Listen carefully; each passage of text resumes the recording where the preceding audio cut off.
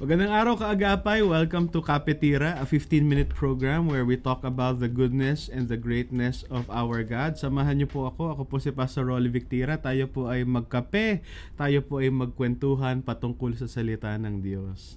Ngayong araw po na ito, ibabalikan po natin itong nginunguya natin na passage sa Romans chapter 3, 1 to 8 where Paul really lists down the hardest questions na pwede mong itanong patungkol sa kanyang itinuturo sa Book of Romans, no? And it's very reassuring na, na-anticipate din pala ng Panginoon na tayo ay may mga katanungan patungkol sa kanyang salita. And this verses reminds us that our questions are welcome before the Lord. And so I hope you have your coffee with you. Magkape po tayo, magkwentuhan tayo patungkol sa salita ng Diyos. Babasahin po natin muli Romans 3:1 to 8. Pero bago po yan, tayo po ay manalangin. Panginoon, marami pong salamat sa opportunity muli na mag-aaral ng inyong salita. Salamat po dahil ang salita ninyo ay buhay. Turuan niyo po kami na makita ang faithfulness niyo, Lord. Sa kabila ng mga struggles namin, mga katanungan namin, ay patuloy po kayong faithful. At in view of your faithfulness, also I pray that you would teach us to respond in faith sa inyo, not to reject you, not to take advantage in a wrong way ng inyong kabutihan sa amin, but to cause repentance, Lord, and seryosohin namin yung paglakad namin sa inyo. Thank you, Lord, again for the opportunity to study your word tonight. Would you guide and bless us, Lord? In Jesus' name we pray. Amen. Again po, ang passage po natin ay Romans chapter 3, 1 to 8. I hope you have your coffee with you. Samahan niyo po ako. Tayo po mag-aral ng salita ng Diyos. Ito po ang sinasabi. Then what advantage has the Jew? Or what is the value of circumcision? Much in every way. To begin with, the Jews were entrusted with the oracles of God. Now, what if some were unfaithful? Does their faithlessness nullify the faithfulness of God? By no means. Let God be true, though everyone were a liar, as it is written, that you may be justified in your words and prevail when you are judged. But if our unrighteousness serves to show the righteousness of God, what shall we say? That God is unrighteous to inflict wrath on us? I speak in a human way. By no means. For then how could God judge the world? But if through my lie, God's truth abounds to His glory, why am I being condemned as a sinner? And why not do evil that good may come?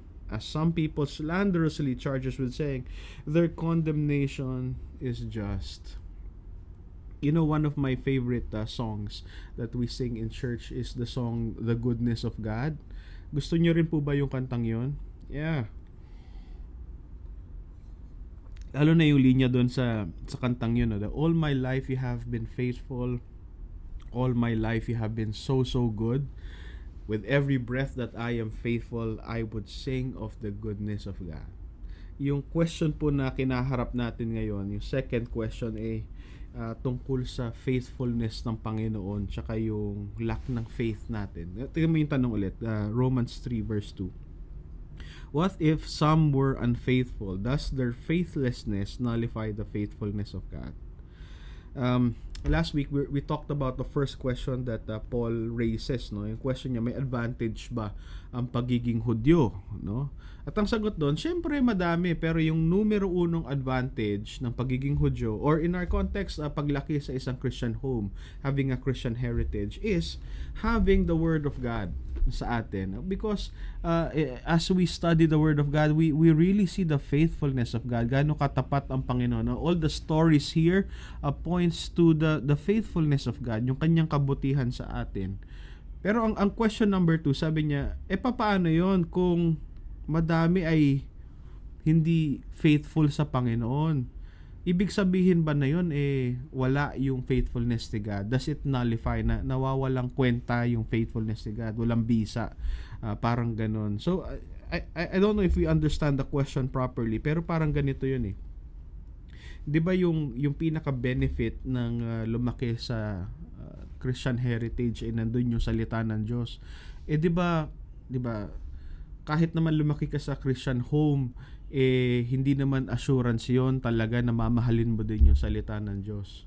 So kung may mga lumaki sa Christian household na nagfo-fall away or nawawala sa faith, ibig sabihin ba na yun walang bisa o hindi talaga ganun ka-faithful si God? Ang paraphrase ni Tim Keller ganito, sabi niya, yes, but those words have failed, haven't they? Because so many haven't believed the gospel of righteousness revealed in God's Son, Jesus. What has happened to those promises? No? So, paano ba yon? Paano ba natin isa-struggle yon? Ibig sabihin ba, dahil may mga questions tayo, may hindi talaga lumalakad in faith, ibig sabihin ba nun walang bisa yung katapatan ng Panginoon? Ang sagot ni Paul, Romans 3, starting from verse 4, by no means. Yung katagang yon, by no means, that is the strongest no possible. No, yung isa kong kaibigan ditong bata, pag may sinabi kang talagang taliwas sa kalooban niya, sabi niya sa iyo, no way Jose, parang ganyan. By no means, talagang paano ba sasabihin sa Tagalog? No na no, parang ganon. Hindi, no?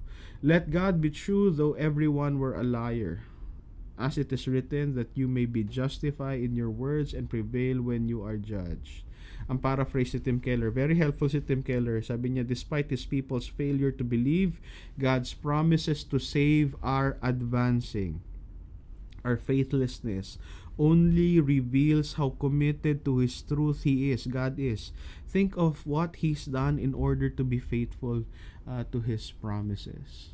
Do we really understand the promises of God, or namimili lang tayo ng mga bagay-bagay sa Bible na panghahawakan natin, ito promise ng Panginoon, no? Ipinipili, selective tayo sa mga bagay sa Bible na tinutuling nating promises. What do I mean? Kasi in the same way that God has promised to bless the people who fear Him, who love Him and walk in His steps, He also guarantees and promises that a person, an individual, a community who rejects God and lives a life of sin, ang guarantee rin ng Panginoon, there is judgment for that kind of lifestyle, that kind of rejection. Paul quotes a verse here, sabi niya, that you may be justified in your words and prevail when you are judged. Alam niyo kung saan galing yun? That actually came from King David in Psalm 51. Look at what David wrote in Psalm 51. Have mercy on me, O God, according to your steadfast love, according to your abundant mercy. Blot out my transgressions. Wash me thoroughly from my iniquity and cleanse me from my sin. For I know my transgression, and my sin is ever before me. Against you only have I sinned and done what is evil in your sight. Now look at the next line. So that you may be justified in your words and blameless in your judgment. Now this is a song, a psalm of repentance. This is what David cried out to God, no, when Nathan confronted him about his sin doon kay Bathsheba, no, and being confronted of the reality of his sin. Ang ginawa ni David, he fall to his face in repentance, in anguish, and he cries to God, Lord, have mercy on me. There's no sense of entitlement here. There's no sense of karapatan ko to. Ang sabi niya, nagkasala ako sa iyo. In fact, ang sabi niya, against you only have I sinned and done what is evil in your sight. So na-realize si David yung gravity ng kasalanan niya. Nagkasala siya sa Panginoon. At dahil nagkasala siya sa Panginoon, sunod-sunod na yon, nandun na lahat ng mga kasalanan na nagawa niya. Ganun yung gravity ng kasalanan niya. Kaya sabi niya sa Panginoon, Panginoon, you are justified in your words. Ibig sabihin nun, ikaw ay matuwid sa lahat ng sinabi mo and blameless in your judgment. Now, David is also a king. In fact, the irony here is si Nathan, when he confronted David, he used a story. Sabi niya, may ano dito kasi, may mamamayan, may isang tao dito, meron siyang isang lamb, no, isang tupa, no, pinakakalagaan niya ngayon yung lamb na yun. Ngayon yung kapitbahay niya mayaman, may bisita, ayaw niyang kumatay ng sarili niyang tupa, ninakaw niya pa yung katangi-tanging tupa ng kapitbahay, itong taong ito. So sa galit ni David, sabi niya, dapat mamatay itong taong tong nagnakaw kasi ang yaman niya na, kinuha niya pa yung para dun sa mahirap. So yung hatol niya dun sa ganung klaseng kasalanan, no, he's a king, no? Alam niya kamatayan yon. And now he realizes he sinned before God, and he is that person, no, na talagang he oppressed people. And he was confronted with his sin, and he says, you know, Lord, kung ako ipaparusahan mo, ako i-condemn mo, yun ang tama. Yun yung just, yun yung makatarungan. So ang hinahanap ni David dito hindi yung katarungan ng Diyos kundi yung habag ng Diyos. Now, so what is the lesson here, no? We must have a wide understanding of the promises of God. We should not be overly fixated with the promises that are desirable to us. Hindi lang natin pipiliin yung mga gusto natin, yung prosperity, yung health, yung ganun. Salvation and judgment, provision and trials, restoration and discipline, eternal joy, and present sufferings are all included in the promises of God in Scripture. Kasama lahat yan, no, sa pangako ng Panginoon. So there are real and eternal consequences to unbelief. We are responsible for that, no? Though the world were to have a consensus and declare, God will not judge. Ang ibig sabihin niya, no, kahit sabihin ng madaming tao na hindi maghahatol ang Panginoon. And right now we have to be really careful because there are a lot of religious leaders that propose this, no, na hindi nanghahatol ang Panginoon. And if that is your stance, it's a very difficult stance to take, position to take, kasi madami tayong i-ignore na scripture para lang mapanindigan yun, katulad ng Romans, Revelation. Talagang may husga ang Panginoon sa kasalanan, no? So kahit yung buong mundo ay magkaroon ng consensus, bumoto tayo na hindi husga ng Panginoon. Ang problema, we have to remember that God, the Lord, does not operate under majority vote. The best recourse, ang best option natin to a sober understanding of the Word of God is repentance. It is better to say, Lord, thy will be done. Early, no? Lord, thy will be done in my life. That's an act of surrender. No, better to surrender ourselves early to the Lord than to be forced to say in resignation, thy will be done. You know, God's glory and truth shines through when His people repent and when He executes His righteous judgment. So, you know, kung yan ang question natin, kagaya nung pinopropose ni Apostle Paul, you know, what if some were unfaithful? Does their unfaithlessness nullify the faithfulness of God? By no means, hindi. God is faithful to what He has said. No? When He says there is salvation in Jesus Christ and no one else, He is faithful na kung ikaw ay lalakad ng matuwid, may pagkatakot sa Panginoon, itatanggapin mo ang Panginoong Hesus na inyong Diyos, tagapagligtas at Panginoon, meron kang salvation. Pero yung kaakibat, yung kasama na promise na kung hindi naman kay Jesus yon, ang kasama din naman nun a life of sin, a life of condemnation, and a life of judgment. The Lord is faithful. He is true to His word. Kaya pag sinabi niyang si Jesus lang, si Jesus lang talaga. He is forever faithful. Kahit ano pa yung opinion natin regarding that.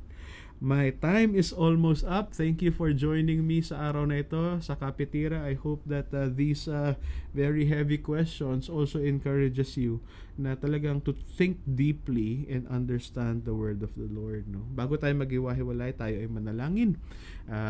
And let's go with the Lord's blessing. Thank you, Lord, for the opportunity to study your word today. Thank you, Lord, because you are always faithful. All of our lives, you are faithful. All of our lives, you are good.